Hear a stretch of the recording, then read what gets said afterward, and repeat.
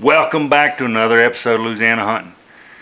Today I'm going to give y'all a little bit of history on myself and some upcoming events that's fixing to take place. I'm a third generation houndsman. I'm going to say blessed by being born into it. My daddy was a houndsman. My grandpa was a houndsman. And stories are, about hounds, and stories that I've read have always intrigued me. And I don't know how many times I've read Where the Red Fern Grows, and that always intrigued me. Kind of grew up living that dream or that lifestyle. And I was in high school and a book crossed my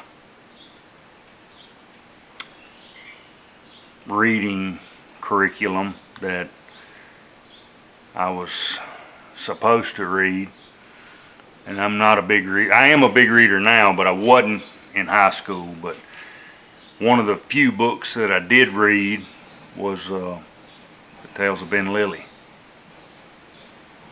And it caught my attention because Ben Lilly was from here, in this area. He was raised up 40 miles from here. And he hunted the area that I live in, the area of the country that I hunt. He started out in. And when the game decreased here, he moved from here to the big thicket of East Texas. And from there he moved to New Mexico and Arizona, and he's buried in Silver City, New Mexico.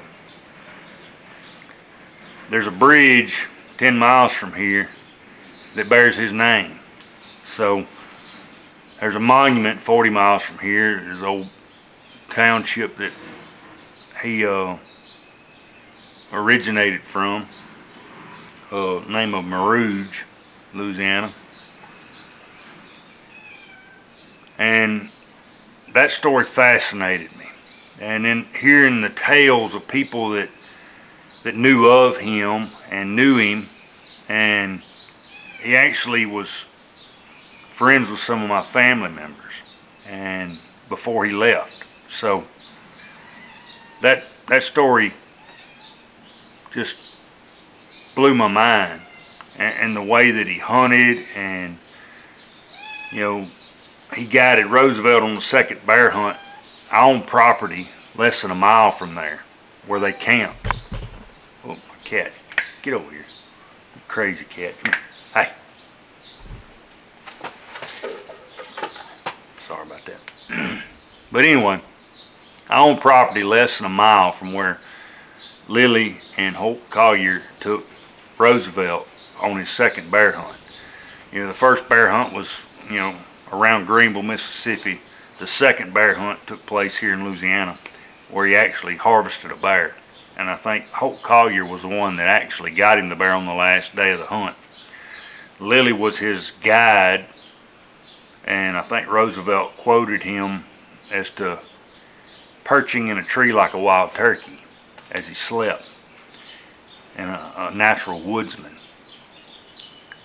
And if my memory serves me right, I believe he's one of the last recorded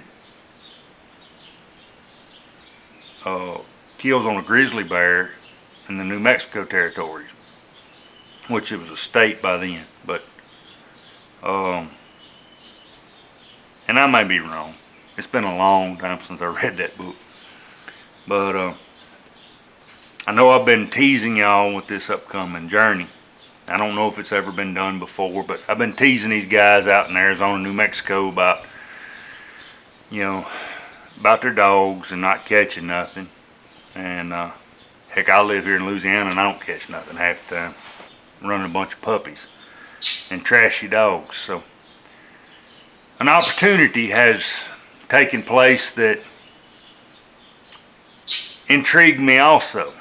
There's a upcoming rendezvous in Arizona that I'm going to attend. Me and my lovely wife, she's going. And these 6 mutts of mine, they're going to Arizona. I'm going to put my money where my mouth is. Now, I know they'll run a bear. We've got video proof of that on this channel. So I'm hoping to find a bear. Alright, now my wife and I both will be toting line tags. Mainly so we can run them if the need be. If the need arises. Let's put it that way. The end goal is not to harvest anything. The end goal is to actually tree something. I figure the first couple days we'll be running elk, and after the first couple shockings, that'll cease. We may even run mule deer or javelina, I don't know, but time will tell. It's a 20-hour journey to our destination, but we have the tags. I'm building this dog box so that it's a little bit more open than what I have for ventilation purposes. I would just throw them in this aluminum dog box, but I don't want to bake my dogs. And it's not really big enough for 6 dogs to ride that far. So here around the house, less than 10 miles, yeah, I'll run 6 dogs in it. I'll run 6 dogs in that little box on my Ranger, which it's just as big as the one on the back of my truck, but it's a little bit more open. But come August, here we come, Arizona. It's going to be an adventure. It's called living. There's 2 things you can do in life. You can live or you can die. And I'm not dying. So I'm going to live while I can, whether I got the money or not, and off we go. And in the words of Brent Vaughn, from Born 100 Years Too Late, onward and upward. That's where we're going, to Arizona. We're going to go out there and meet up with them guys. Chris Watson from Antidote, the Houndsman, is going to be there. Brett Vaughn's going to be there from Born 100 Years Too Late, Interview Stories and Tales. That's another one of his channels. And their good friend Benny Griffin's going to be there. And hopefully we have us a good crowd. I think I'm probably one of the farthest traveling out there. But yeah, we're going to have some video if I can charge everything. So I would take the horse trailer, but it ain't quite ready, and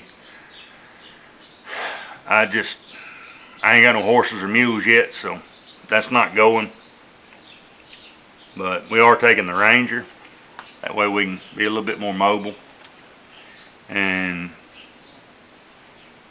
let's see. Let's just go over some of the stuff I've acquired since then, since making the decision to go out there. Because I rib these guys on their weekly video podcast. So I give them grief. And I felt like, why not? Why not go out here? And, I ain't trying to prove a point. Don't get me wrong. I mean, if my dogs tree something, man, that's even much more better. But the point is that I'm going out there and I'm going to try it with my dogs and give them an opportunity to, run something different. We may just be on a coon hunt in Arizona. But anyway, so getting back to equipment, I kind of got a little leery of not being able to charge everything. I do have a generator. I've got an inverter, so on the way out there and moving around, yeah, I can charge stuff. But these Garmin collars take 5 hours to charge from completely dead. The handheld takes the same amount of time. So I'm leery, and I was worried. So I bought me a quick track with a big Yaki antenna, and matter of fact, the one I bought was missing an element, so I ordered a new antenna and ordered 3 brand new collars. So Pablo Tiger and Buddy ain't getting a collar because they don't hunt far enough away from me to need one. But them 3 walker dogs are getting one. Mainly so I don't lose them in the mountains. And so I'll be able to track them even if the Garmin's go down. So I'll have plan A and plan B, and plan A and B will be on them every day. So it's going to be a crazy learning experience for me as far as traveling with this many dogs. Never traveled that far with any dogs, but it can't be like, it's got to be close to traveling with a kid. So just going to have 6 kids. That's what the tie out break-in videos for, so we can tie them out and feed them and water them. And of course they're going to have water in the truck 24/7, but I can tie them out and they don't chew my cables up and escape, whatnot. The dog box, I needed a summertime dog box anyway because the one I've got is too hot. So I ain't gonna say it's cheaper to build one because I didn't have all the stuff I needed, so I had to go buy some stuff. But it is cheaper in the long run. I was gonna have Kyle at Precision Aluminum Fabrication build me one, but that's a trip to South Louisiana and money. And I'm trying to cut down the money. So, but I got me an old used quick track. It works. And as soon as I get my collars in, they actually called me. So I'm gonna give a shout out to 3 companies on this video. All right, starting off, I'm gonna just line them up in order. Conkey's Outdoors. I ordered them. Let's see, what did I order? I ordered a map card and a long range antenna that goes on my Ranger because I lost my old one. And they called me. Said, look, that's not one of the map cards we keep in stock. I ordered the Arizona map card, so my Garmin will work in Arizona.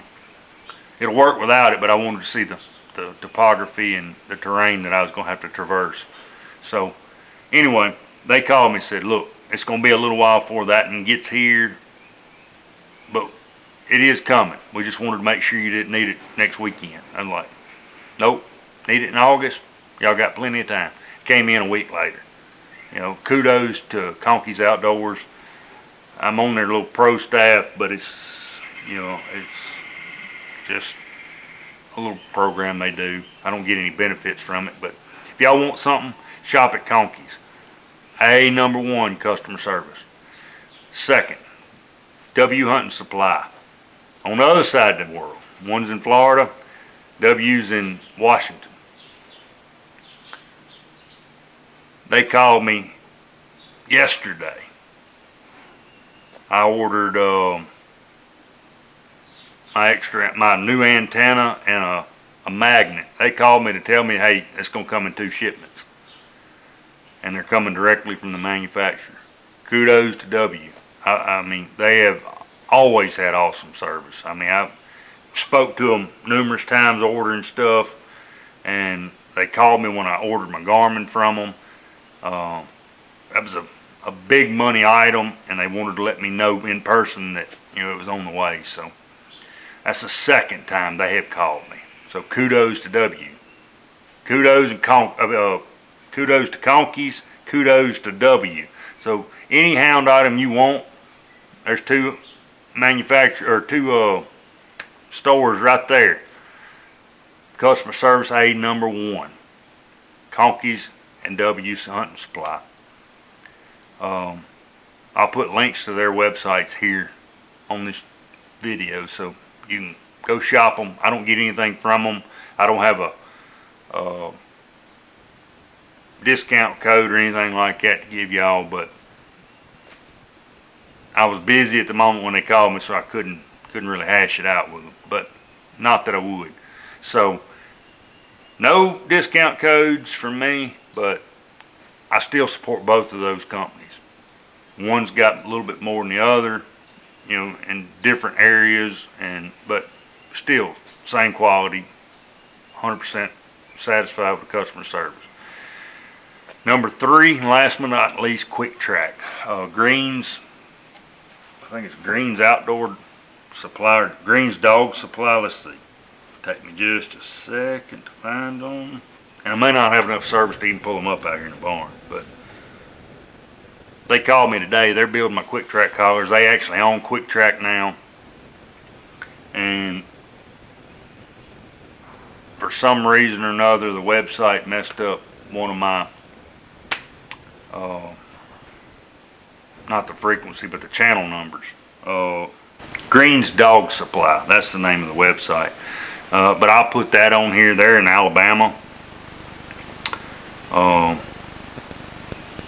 When a company calls me and asks me, man, that's awesome. I mean, there's so many big companies out there nowadays that have no customer service whatsoever. And, you know, you call somebody and they don't work for that company. They work for a second party company. But those 3 companies, Conkey's Outdoor and W Hunting Supply and Greens Dog Supply. Greens, what did I say that was? I'm terrible with names, y'all, and I apologize. Greens Dog Supply. They're out of Alabama. And I mean, I ordered that stuff first of the week. They called me today. Yeah, so I think I ordered it Monday, and this is Friday, so they're working on my brand new Beep Beep collars right now. So, and they own Quick Track. So if you're interested in Beep Beep collars, check out Greens Dog Supply. There's a few others out there. Wildlife Materials is making my Yagi antenna because I didn't like the new style Quick Track antenna. To me, I'm old-fashioned. I like what works. My grandpa had a Yagi. My daddy had a Yagi. They worked. Now, I think my daddy had a Wildlife Materials box, but the difference between the two, see, I bought a QTR 10M, which is, and it's a 216 frequency, but it's a setting series that it runs the collars off that series. So it takes a 9-volt battery. It's not rechargeable. The Wildlife Materials boxes are all rechargeable, so, or the ones that I looked at were. So, and the effective range on them is actually farther than my Garmin, you know, even with my extended range antenna. So I ain't really looking for the range. It's so much as being able to find my dogs when I need to, because all of my dogs except Chunk, you know, and he's starting to get better. He gets confused, or he's got ADHD or something, and I'm not picking on those folks. I'm just saying he's got a small attention span, and he loses focus on what the task is at hand, whether it's either coming back to me or running a certain track. He's going to run a track till he finds a fresher track, and he ain't figured out, hey, everything that we're after goes up. I did get him on fast game the other night. I burned him on a rabbit and a deer, so he's coming along. He don't like them deer anymore. They bite. So hopefully, we don't run no deer out in Arizona. If it's like Colorado. The only place I go elk hunting is Colorado. I ain't never killed an elk. But been twice. I do it the hard way, folks. That's the way I've always done it. But anyway, so that's the upcoming trip, and that's just some of the stuff I've been doing and buying for this upcoming trip. It's gonna be a camp trip, so I figure we'll get a hotel there and back. You know, maybe three nights. Sometime in the middle of the week we may jump to town and go take a shower at a hotel room and stay the night, get a good night's rest, because we're gonna be sleeping on a cot, and I don't like a cot because of this old neck of mine. But it is what it is. That's where we're going, and that's coming up in August. So hot in the day, cold in the night, cold in the morning. It's gonna be fun. I don't give a dang what it is. We tree nothing. I went to Arizona with my dogs and I tried, and that's all I ever set out to do, is try it one time. And if it don't work out, it don't work out. My dog's got to experience a little bit of travel time and put my money where my mouth is. I can say my dog can't do it, or my dogs can do it. Either way, I don't care. I know my dogs will run a bear, so if we run across a bear track, he may be in trouble. I don't know. But anyway, thanks for watching. It's been another episode of Louisiana Hunting. Remember, it's all about them dogs. And we're going to Arizona with them dogs. So y'all stay tuned. I'm going to have some videos up for you from Arizona. I hope, you know, we may be down a week, but it is what it is. I ain't going to have much service, or not service, electricity. So, till next time, thanks for watching.